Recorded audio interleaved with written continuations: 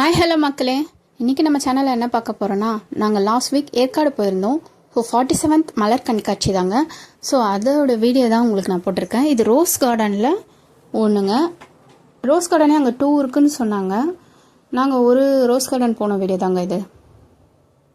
பாருங்கள், ஆக்சுவலி இங்கே ரோஸ் நிறைய இருக்கும்னு நம்ம ரொம்ப ஆசையோடு போனேன். எனக்கும் ரொம்ப ஃப்ளவர்ஸ்லாம் ரொம்ப பிடிக்கும். உங்களுக்கே தெரியும், நான் செடி வச்சுருக்கேன்.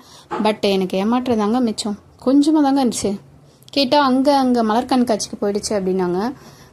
நிறைய இன்னொரு இதில் பார்த்தபோது கூட பூக்கள் கம்மி தான், செடிகளே கம்மி தான். முதல் 1-2 பூக்கள் தான் பூத்துருந்தது.